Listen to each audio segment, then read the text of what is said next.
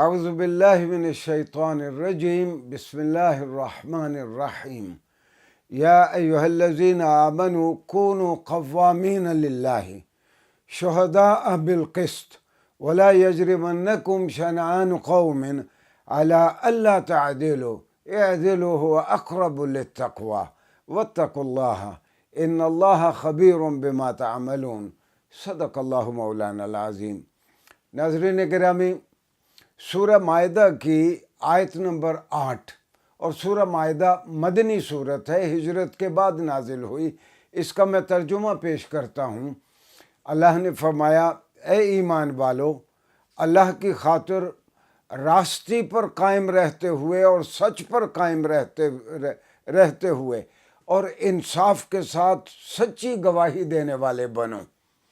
اور اگر تم کو انصاف کی کرسی پر بیٹھنا ہو تو کسی گروہ یا طبقے کی دشمنی تمہیں اتنا مشتعل نہ کر دے کہ تم انصاف کا دامن ہاتھ سے چھوڑ دو۔ عدل کرو۔ عدل ہی خدا پرستی اور خدا سرشاری سے مناسبت رکھتا ہے۔ اللہ سے ڈرتے رہو اور جو کچھ تم کرتے ہو اللہ اس کو خوب جانتا ہے۔ ناظرین گرامی، آج ہمارا موضوع ہے ریاست مدینہ میں انصاف، نظام عدل کیا تھا ریاست مدینہ میں۔ یاد رہے کہ رسول اللہ صلی اللہ علیہ وسلم کی زبانی قرآن میں کہلوایا گیا۔ رسول اللہ صلی اللہ علیہ وسلم نے فرمایا، یعنی یہ رسول اللہ صلی اللہ علیہ وسلم کی زبانی کہلوایا گیا۔ قرآن کی آیت ہے کہ اللہ نے فرمایا وَأُمِرْتُ لِأَعْدِلَ بَيْنَكُمْ۔ رسول اللہ صلی اللہ علیہ وسلم سے کہلوایا گیا کہ مجھے حکم دیا گیا ہے کہ میں تمہارے درمیان یعنی معاشرے میں انصاف قائم کروں۔ گویا ایک نبی دنیا میں اس لیے آتا ہے، ایک رسول اس لیے آتا ہے کہ معاشرے میں انصاف قائم کر سکے۔ اگر انصاف نہیں ہوگا تو معاشرے برباد ہو جائیں گے۔ اور یہ انصاف کرنے کا فریضہ جج کے ذمے سونپا گیا ہے۔ ناظرین گرامی، بہت نازک منصب ہے اور بہت مشکل منصب ہے۔ جج کی کرسی پہ بیٹھنا، فیصلہ کرنا اور اللہ سے ڈرتے ہوئے فیصلہ کرنا، یہ سوچ کے کہ جو میں اب فیصلہ کر رہا ہوں بطور جج، کل میں نے اللہ کے سامنے اس کا حساب دینا ہے۔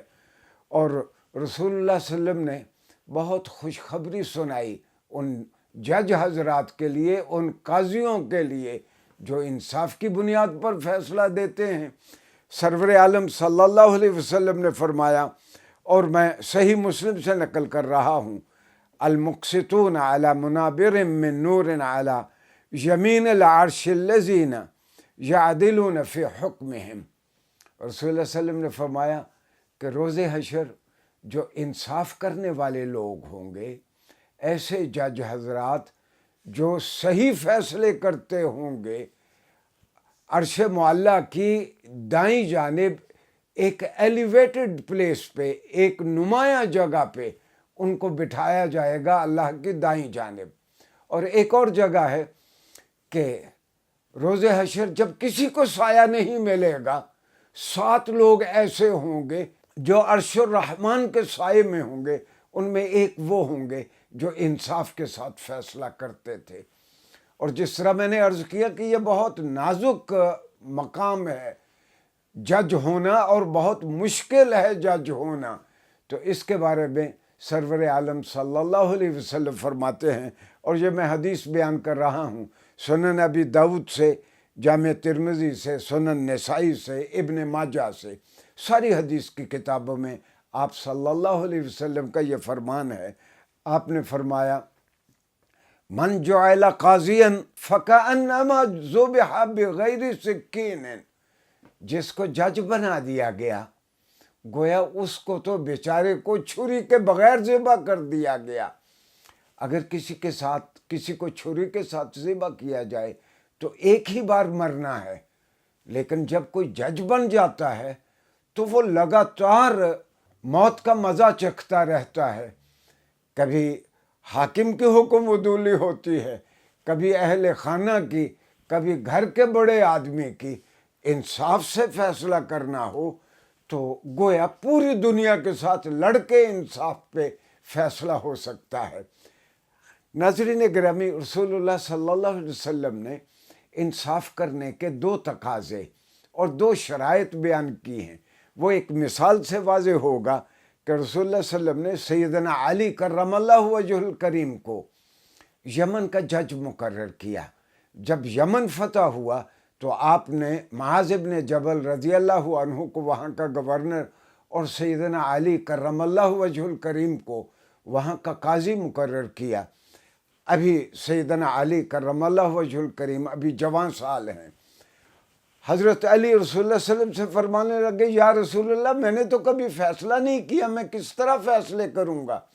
تو رسول اللہ صلی اللہ علیہ وسلم نے فرمایا، جس کی نالش آئے، جو درخواست دے، جو مدعی ہو، پہلے تو اس کی بات غور سے سن لو، اور اس کے بعد جس کے خلاف دعویٰ کیا گیا ہے یعنی مدعا علیہ کو بلا کے پھر اس کی بات غور سے سن لو، پھر دونوں کی شہادتیں دیکھ لو، تم جو فیصلہ دو گے وہ ٹھیک فیصلہ دو گے۔ گویا رسول اللہ صلی اللہ علیہ وسلم نے ایک اصول وضع کر دیا انصاف کرنے کا، جس کو آج کی اصطلاح میں آڈی آلٹرم پارٹرم کہتے ہیں کہ no one can be condemned unheard. رسول اللہ صلی اللہ علیہ وسلم نے فرمایا، مدعا علیہ کی بات سنے بغیر فیصلہ نہیں دینا۔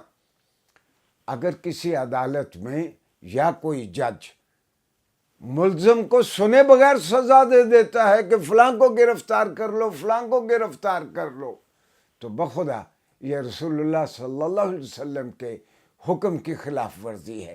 دوسرا اصول رسول اللہ صلی اللہ علیہ وسلم نے فرمایا ایک جج کے لیے، وہ یہ کہ البینۃ علی المدعی، یہ پراسیکیوشن کے ذمے اور استغاثہ کے ذمے ہے۔ جو کسی کے خلاف نالش لاتا ہے، کسی کے خلاف دعویٰ کرتا ہے، ثبوت مہیا کرنا پراسیکیوشن کے اور استغاثہ کے ذمے ہے۔ اگر وہ ثبوت نہیں لاتا تو اس کا مطلب یہ ہے کہ جس پہ الزام لگایا گیا ہے اس کو باعزت بری کر دیا جائے۔ تو ناظرین گرامی، یہ 2 اصول رسول اللہ صلی اللہ علیہ وسلم نے دیے۔ ایک تو کسی کو سنے بغیر اس کو سزا نہ دی جائے، دوسرا استغاثہ، جس پہ الزام لگا رہا ہے اس الزام کو ثابت کرنے کے لیے وہ کوئی مادی شہادت لائے۔